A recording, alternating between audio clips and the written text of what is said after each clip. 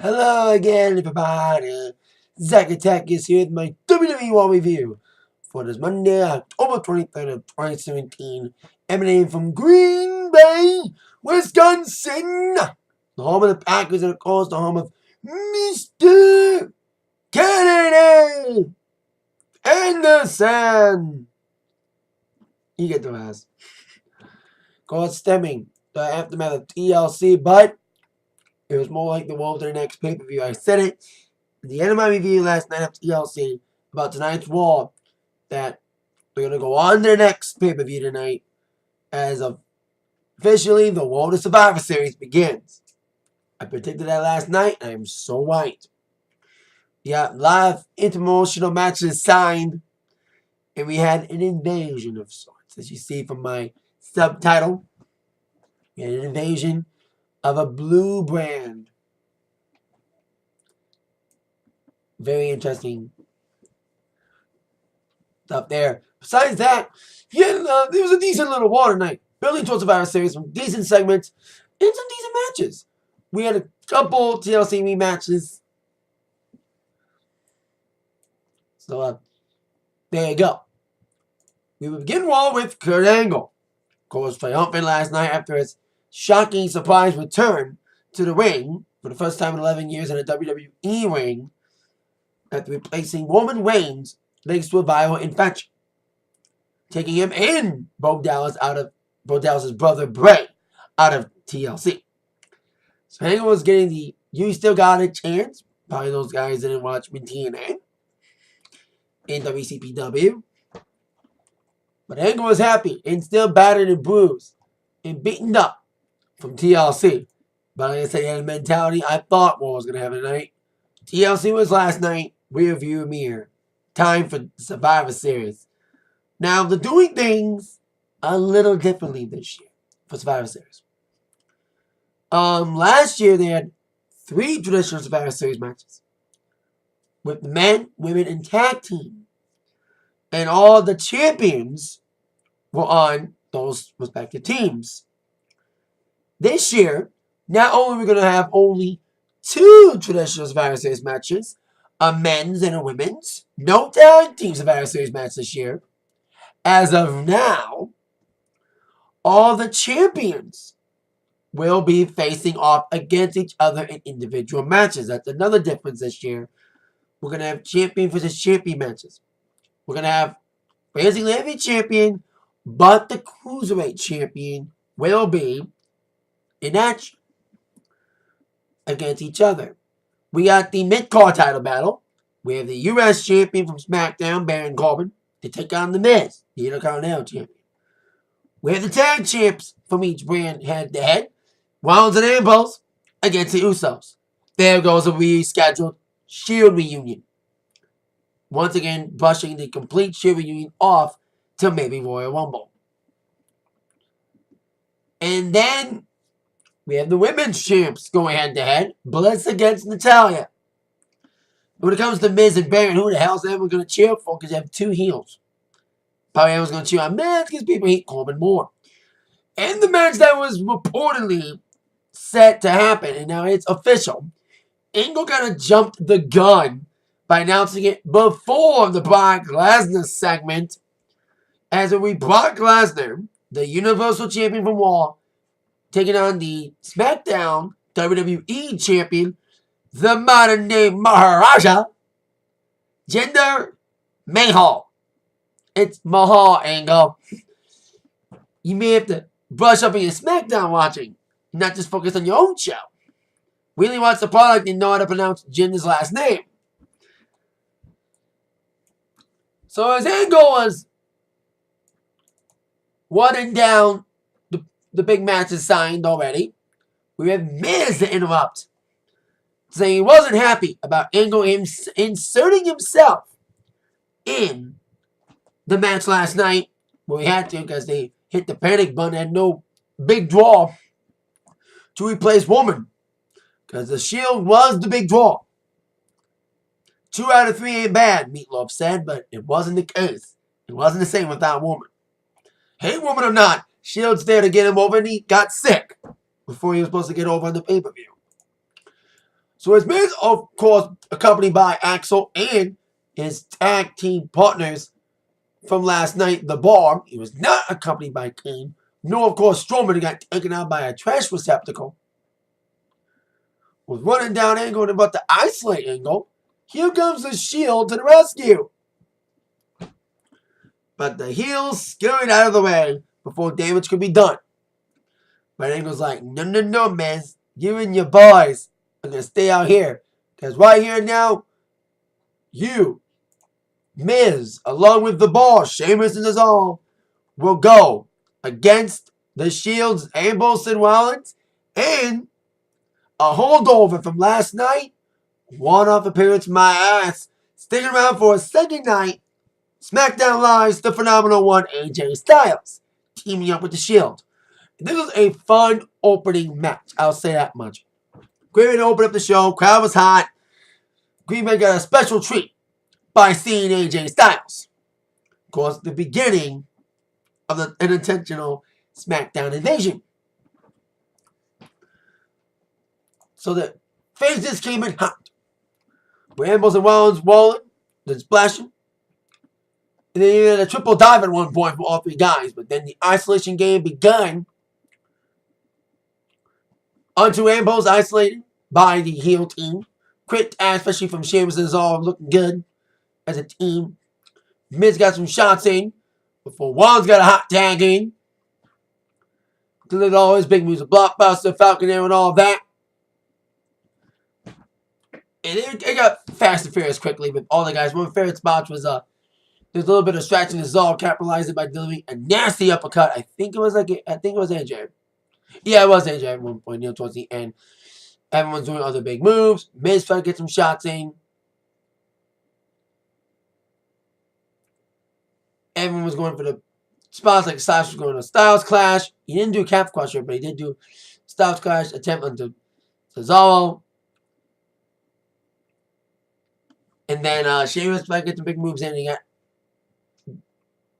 speared on the Rollins. Like everyone was taken out. It was like fast paced, like last few minutes. Miz and Sheamus got taken out by Rollins and Ambrose, leaving AJ and Cesaro in the ring. For Cesaro to eat a phenomenal forearm in the 1-2-3 victory for Dean Ambrose, Seth Rollins, and AJ Styles, a one-off team. Not just because of the brand stuff, but of course because AJ was on loan. But then we would see Shane McMahon backstage interacting with Kurt Angle, saying that Raw will be under siege. We'll see what he meant a little later on. But we had a segment following that match as the faces were celebrating, Shield and AJ. Kane came down to the ring and destroyed everybody. Well, AJ got carried out first, but he really focused on the Shield, Ambrose and Rollins, with Kane taking them out with choke slams, and then Miz and the Ball getting back in the ring and beating down the Shield 4-on-2. Laying him out before Kane stood back in the ring, talking about what he did to Braun Strowman last night. They had a little tension. I think it was supposed to be a Kane-Roman feud. We saw that when Kane interfered in the steel cage match with Roman and Strowman last week. But with Roman out with this viral infection, maybe be back in time for Survivor Series. We'll see. Kane's now probably going to feud with Strowman. We saw their interactions last night with the interference chair shot. In the end game being everyone pushing Strowman into a trash receptacle. Being crushed by it. Even having the fans chant, that was murder. There was even memes like, R.I.P. Braun Strowman. Braun Strowman kind of got hurt people, like buried the fuck out of like Kalisto for a while too. Became Cruiserweight Champion. They got buried by Enzo. Anyway. Then he got buried in a trash receptacle. He's selling his injuries at this time. He didn't come out during the Kane segment saying that I'm the demon. That I am the only monster of war. And I had to stick around and watch from afar while I was doing my mayoral campaign. Of course, we know Glenn Jacobs is running for mayor in Knox County, Tennessee. To see this other monster dominant on Raw. And Kane may want to face Strowman eventually to prove who's the one true monster of Raw. And he decided to play Strowman's game. Strowman wanted competition a lot and kept squashing people. Now Kane said he's going to play Strowman's game and he wants competition. He calls himself the devil's favorite demon, where we would have the undemonized Finn Balor. Now this is where I should have bought the demon face paint out. Again, the devil's favorite demon, Kane. But it was regular Balor, fresh off his great match against AJ Styles, a beat with no build, no storyline, and of course with 2 days notice. And Balor looked worse for wear, but he took the match head on and tried to overcome the big odds being a height and weight advantage from Kane. Delivering all his big moves, into the decent little matchup. It was tough to follow up that fast-paced opening matchup, but the OK tried. It was Kane's first singles match since he's returned. It looked good in there. There was a big move, boots on the Balor, grounding him a little bit. And then Balor's high fashion offense, the sling blade and the drop kicks were too much for Kane, but he was trying to go for the coup de grace. But then Kane caught him on the top. Well, I think he was going to choke slam off the top. Instead, he just drug him back down and did not 1, not 2, but 3 choke slams onto Finn Balor. And Finn Balor lost to Kane. If Kane was going to do that, he should have done it to like Apollo Crews or somebody else, not Finn Balor. So you had Demon Balor winning the night before, and then regular Finn losing to Kane. I know Balor's going to recover. And this ain't a burial, people. And they want to make Kane look good. Hell, there should have been a no contest to protect both guys. I thought it was going to be a no contest when Kane was doing the choke slams. I thought the referee was going to throw it out. But he didn't. And Kane got the pin. Victory on Finn Balor.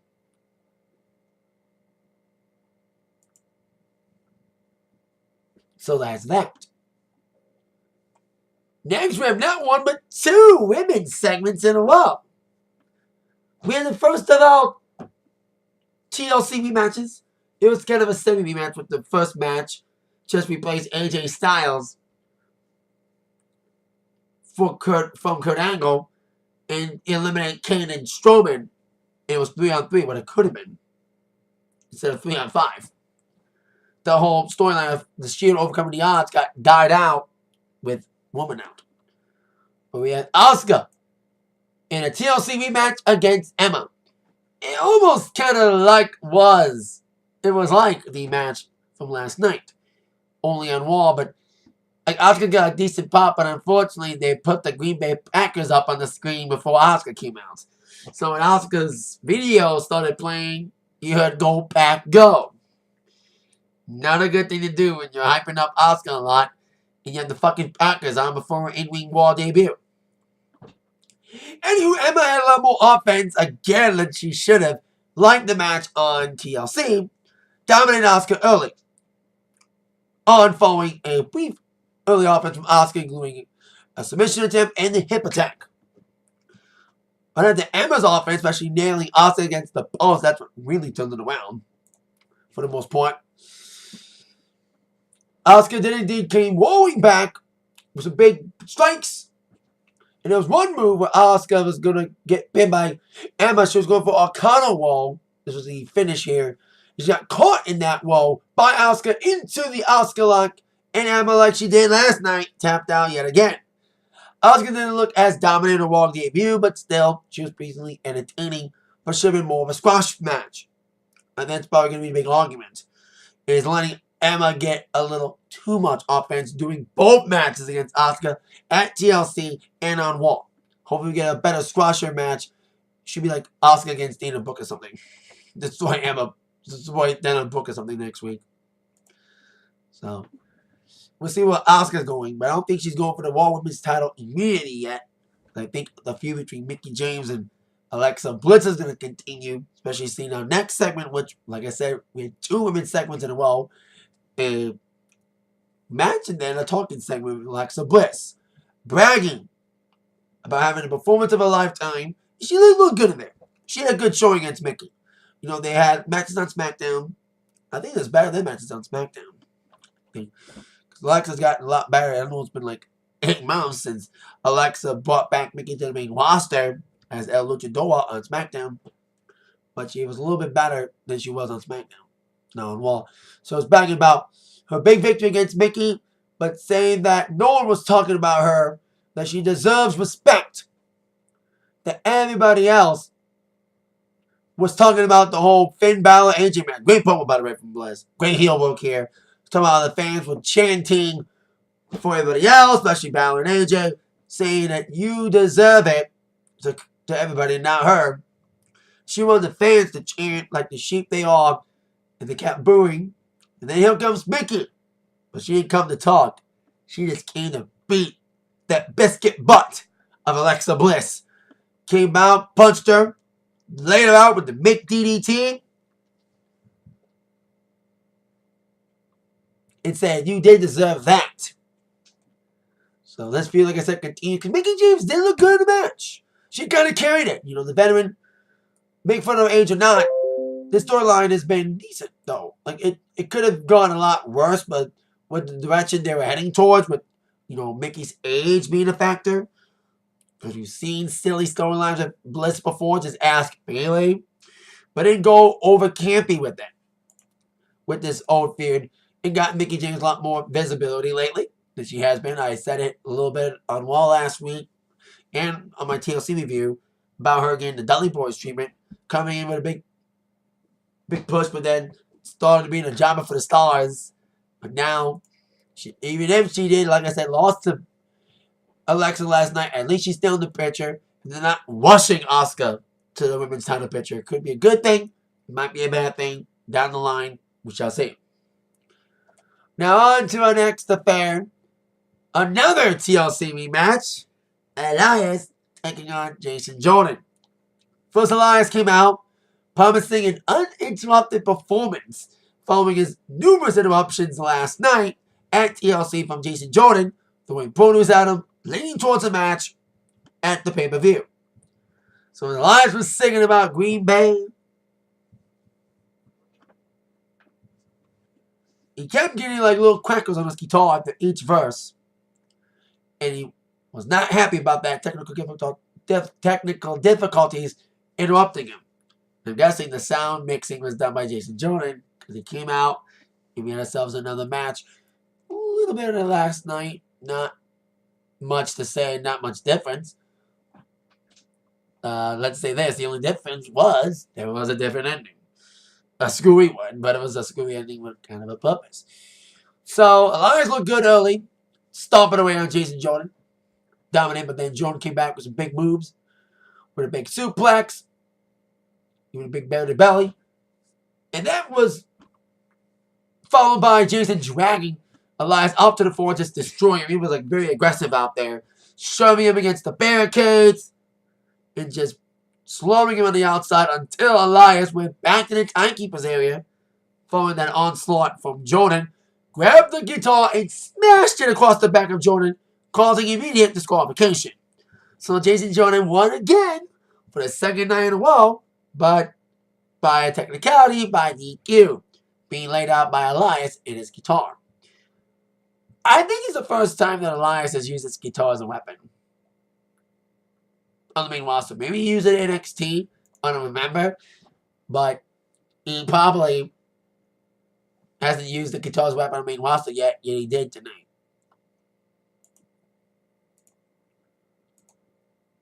So, there you go.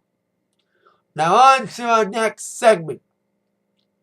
Involving Brock Lesnar coming out with his advocate, Paul Heyman, addressing the challenge of Jinder Mahal. Now they were going to accept it, but I think Angle, like I said, jumped the gun by announcing it right before Lesnar's segment. But Heyman did another masterful promo, like he always does.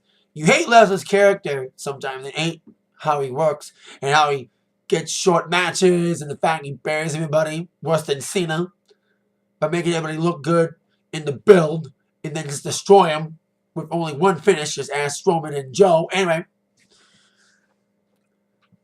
Heyman's like, Lesnar and I respect all of our opponents, and in this day and age, it's all about how good can you trash talk. We don't trash talk our opponents. I have my clients praise our opponents. We have praised Braun Strowman. We have praised Samoa Joe. But Jinder, you, sir, are the exception. You are, beyond a doubt, not even a worthy pretender. Not even a counterpart to Lesnar. You're just a phony. All the way down to the Singh brothers stealing my shtick and introducing you every week as the modern day Maharaja that you are not. Just running down Jinder, saying that SmackDown got the short end of the stick and got gypped in the Superstar shakeup. Kind of a burn there. Saying that Jinder's not the Holy Grail. Like, let's say this. Jinder is a great heel character, but we can all agree his matches have been underwhelming as champion. After Backlash. His Backlash match was not bad when he won the title against Orton in May. But since then, his match has been fucking horrible, especially with almost the same kind of screwy little finish with the Singh brothers always getting involved. And I'm guaranteeing, not only is Jinder going to go to Suplex City, the Singh brothers are going too. Oh, they're going to get fucking killed. You think them getting killed by Nakamura and Orton was bad? And AJ, who's of course now feuding with Jinder over the WWE Championship. That's the feud they're probably going for. They're going to get fucking slaughtered by Lesnar when he suplexes them. He's going to, like, not take it easy on them. And Paul, of course, reminded the last time that Lesnar was in an inter-promotional match when he took on a SmackDown Live superstar, he victimized and he punished this SmackDown star and broke every rule of TVPG by bloodying him and just destroying him. Of course, referring to Randy Orton in the second worst SummerSlam main event ever at last year's SummerSlam 2016. But I don't think he's going to bloody Jinder. I don't think it's going to be like Orton and Lesnar at SummerSlam last year. No way. But Lesnar is going to destroy Jinder. Like, people have opinions, and I've had a strong opinion about Lesnar and the way he works now. I loved him back in 2003 when he was really a wrestler with wrestling moves. But now he's just a one-move guy and lost all his wrestling ability when he went to MMA. He brought his MMA style to the WWE when he returned back in 2012. And a lot of people feel strongly about Lesnar, fellas, they do strongly about Mahal and their hatred for him. But I think more people are going to cheer on Lesnar at Survivor Series, for sure. Because people hate Jinder more than Lesnar. That's probably a consensus. Now on to women's match, a triple threat match. At least it wasn't a fatal 5-way. They love the 5-ways in the women's division, but thankfully it was 3. There's Sasha Banks, Bayley, and Alicia Fox. I think WWE's trying to make up for what Alicia calls an embarrassment of a career by giving a little push lately. And this would determine who would be the Raw team captain. I think we had obvious, but wow, the way this went, nobody saw this coming. So, you basically have the good girls, the best friends, Bayley and Sasha, waiting for their heel turn. Any day now, Sasha, pull that fucking trigger. Anyway, they basically isolated Alicia, taking her out every chance it can take.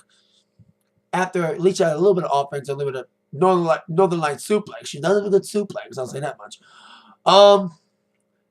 They were just pounding on Fox. They were able to triple up the Tower of Death spot, Doom spot at one point. Tried and true, but still great spot to see the Tower of Doom in these kind of matches. So then after Fox got the brunt of the Tower of Doom, she just ran off crazy like a fox. She finally wore a t-shirt this week. She's been begging for one. She didn't wear it last week, but she had it on this week. And went out of the ring and just went loopy.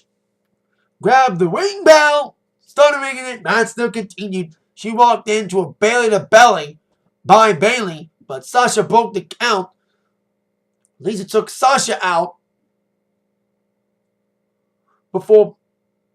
Well, actually, Sasha was being set up for the belly bag by Bayley, and behind her, Sasha was impersonating her, and she barely bellied up Bayley with her own move, but then she got caught by the bank statement. I thought that was it. But then all of a sudden, Banks would counter, would lose her grip, and Fox would counter out of the bank statement, and Bayley was up on the apron. Alicia pushed Sasha onto Bayley, knocking her off the apron yet again, and capitalizing on it by getting Bayley back in. After Bayley got knocked out onto Sasha on the apron, she got pinned. 1, 2, 3. Wow. Alicia Fox is your team captain for what? Really? Really? Really? I wonder if Nia Jax was still on Raw. She might have been captain. But Alicia Fox, I said it. I think WWE's making up to Alicia Fox by having Alicia Fox as a little push going on, by adding on Looney, and getting an opportunity to be Raw team captain and have her own t-shirt. Because as I said, Alicia Fox was quoted by having embarrassed by her reign in WWE. But now she's getting a little more attention, and now she's the team captain. Kind of a questionable choice. But hey, we'll see who they pick. Now, my prediction for who I think will be on the Raw women's team, we're going to have, obviously, Alicia Fox, your team captain. I think we're going to have Asuka, Emma, Sasha, and Bayley, unless Nia Jax returns in time for Survivor Series and replaces maybe Emma or Bayley. For SmackDown, I'm predicting Carmella, Charlotte, Becky, Tamina, and Naomi will be representing the blue brand in the women's side. So that's my prediction. They haven't officially announced who will join Alicia on the Raw team. So we're probably going to find out next week. Now on to our main event match before our main event segment. The Cruiserweights are once again the last match of the night. They're not the last thing. They'd have to be before the main event segment of Kurt Angle supposedly naming his men's Survivor Series team. So we have the 10-man tag. We had Team Lucha with Kalisto, the former champion, getting Tozawa'd, only have the championship for 2 weeks before the pay-per-view, winning it over Enzo, then dropping it at TLC, which I was fearing, and they did. He was teaming up with Cedric Alexander, Rich Swann, who won their match against D. Brian Kendrick and Jack Gallagher last night at TLC. And you also had Grand Metalik and Mustafa Ali taking on Team Zoltrain. Despite Enzo not having any friends in the locker room, they all hated him. Now they all like him. They haven't really explained that yet. That's WWE logic for you. He was with the guys who triple teamed on Kalisto last week. It was Enzo with Noam Dar. Oh, we had Daivari, Tony Nese, the premier athlete, and Drew Gulak replacing Enzo on mic duty because Enzo is still recovering from his voice ailment. He had a very sore voice yesterday, and his voice was more shit today. And it was kind of funny to see Gulak. This kind of made up for his PowerPoint presentation being cut from the pre-show last night, the kickoff show. And it was kind of funny seeing him do his own dialect to Enzo's speech, saying, "How are you doing?" instead of "How you doing?" And all the guys spelled out soft. And Enzo just said "T," and he sounded like shit. Like he was like, "Dude!" Like he just like grumbled and like, "Dude!" So his voice was still shit. In the match, I'm glad it was long, kind of. They went 1 commercial break, so yeah, it wasn't a 7-minute match. The faces looked good early in this decent little match, with everyone flying all over the place, and Metalik was flying, so was Alexander and Swann, but then as the break went back the heels would take over. And Enzo wanted no part of this match. He let all of his cronies do all the dirty work. Isolating with swatting.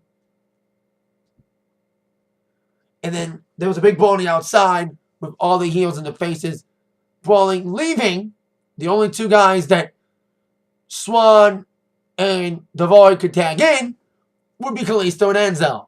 And Enzo was not happy about all the guys being taken out. He was trying to grab Drew Gulak, trying to avoid in-ring action, but it was too little too late. He was tagged in, and Kalisto was in, getting a little piece of Enzo, who, I need to mention, walked to the ring wearing an eye patch, kind of calling back to how he regained the championship last night by poking Kalisto in the eye, kind of like a little joke there. So Kalisto got his hands all over Enzo. Big kicks. The Gulak would get in. It would get a big move from Kalisto, and even Enzo doing the DDG. I do like that when Enzo does the DDG from the top. Well, that's like the only cool wrestling thing that he does. And then Alexander and Strong would break up the count, and they would go over the top rope, and then Grand Malik would fly too. And as Enzo was coming up to grab Kalisto from behind after Swan and Alexander did springboards up the top, Kalisto would get the Salida del Sol on, and 1, 2, 3 victory, him painting the new Cruiserweight Champion. He gets a rematch on 205 Live tomorrow, which sadly he'll probably lose. Knowing logic about if you have a guy win the match before a title match, he will lose a title match. That's what's going to happen. So then we're on to our main event segment. Kurt Angle came out hoping to announce the 5 men who will be representing Raw in the main event of Survivor Series, which should be the main event. But they're probably going to do like they did last year, have Brock Lesnar's match be the main event over that match.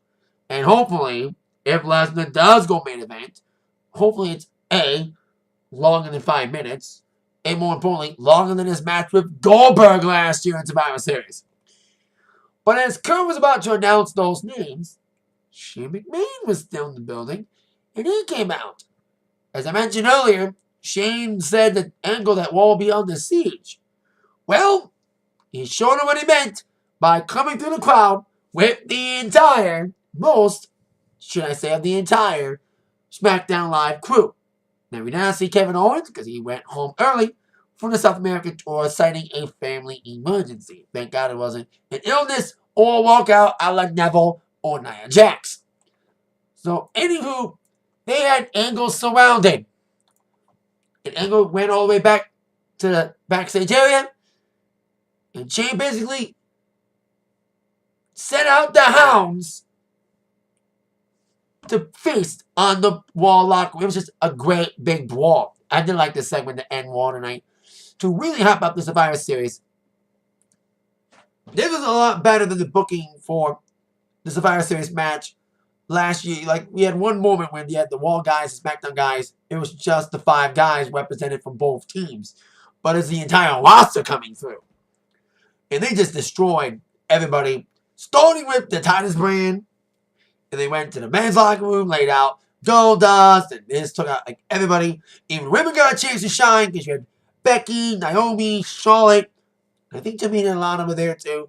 Dominating and laying out Emma and Bayley and Alicia and Sasha before being ambushed by the Shield, but they got taken out. You had New Day out there, Baron Corbin, I think Sami Zayn was there. They just laid waste to the entire Raw roster. Rusev, the big Super King, it was like a vicious beatdown. Indeed, an invasion of sorts, taking out the Raw roster, dragging Kurt Angle back out to the ringside area, with Shane giving the party shots to the Raw GM, saying that you bring your gold medal, you bring your best Raw guys, and we'll see you at Survivor Series. Then stealing Angle's catchphrase, it's true, it's damn true. before this siege, when Shane McMahon was seen backstage, I was thinking in my head, they better not do what they did last year and put Shane in the match like they did at Survivor Series last year. But with Angle's recent in-ring return, and with Roman Reigns might be still out, I would not be surprised if we see Angle and Shane on the teams of Raw and SmackDown. So, here is Team A and Team B for both teams. Team A for Raw. This is if Roman Reigns is cleared to wrestle from his viral infection in time. And that's another reason why I think they had the whole SmackDown thing. It was a logical thing, is they had to delay the announcement of the teams because they want to make sure everyone gets healthy with the Raw roster getting depleted from his viral infection. So they're probably going to delay the announcement until they find out if Roman will be cleared in time. So when Roman is clear, Team A, like I said, my prediction for Team A, my first choice of team would be Roman Reigns, the returning Samoa Joe, Finn Balor, Jason Jordan, and either Bray Wyatt or Alliance. Team B for Raw would be Kurt Angle replacing Roman Reigns like he did at TLC, with Finn Balor, his son Jason Jordan,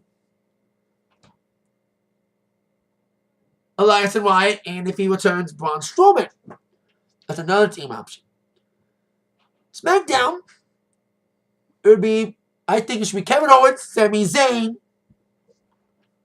AJ Styles, Nakamura, and Bobby Roode.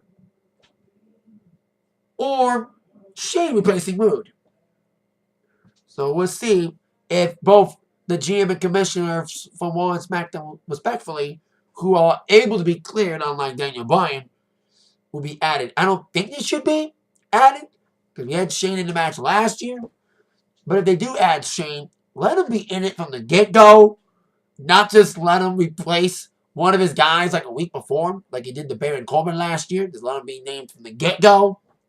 If they decide to go that direction, by putting Shane and Kurt in there, they should not be. You know, they're the commissioner. They're the GM. They should not get involved in matches.